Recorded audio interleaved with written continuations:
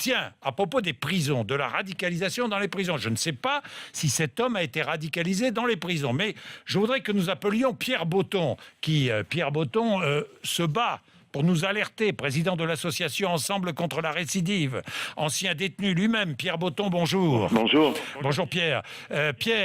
On manque encore de précisions concernant cet homme qui a tué les deux policiers de Magnanville. Mais la radicalisation dans les prisons, vous connaissez cela par cœur, Pierre. Oui. D'abord, franchement, c'est dramatique. C'est des gens de force de l'ordre, chez eux, à l'arme blanche, des gens qui essayent de nous protéger aujourd'hui dans un climat incroyable. Les forces de l'ordre font un travail incroyable, mais je suis obligé de dire que les politiques sont totalement inconscients.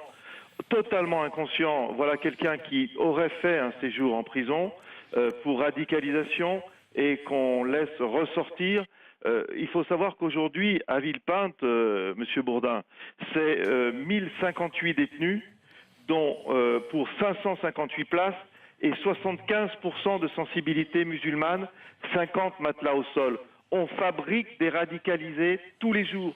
On fabrique des gens comme cet assassin tous les jours. On les fabrique tous les jours. Je ne cesse de le dénoncer. Nous ne cessons, nous, avec nos modestes moyens financés par des mécènes privés qui sont admirables parce que c'est une cause extraordinairement difficile, qui ne sert pas à leur image.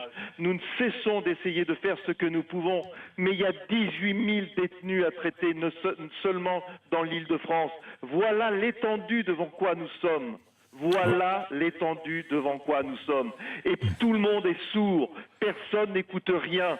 Ça fait plus de 3 ans depuis Mohamed Merah que nous cessons de le répéter, nous, les magistrats, les gens qui connaissent la prison. Et rien n'est fait. Et c'est dramatique. Aujourd'hui, c'est un couple de gens des forces de l'ordre qui sont là pour nous protéger, qui sont victimes de cela. Il faudra combien d'attentats pour réagir? On va avoir les mêmes images, Monsieur Bourdin, les mêmes images, les politiques qui vont venir, les défiler, les regretter, dire que les forces de l'ordre sont extraordinaires, et pendant ce temps, dans les prisons, l'état d'esprit est le même. Vous avez vu que lorsque Abdel Salam est arrivé à Fleury, il a été applaudi.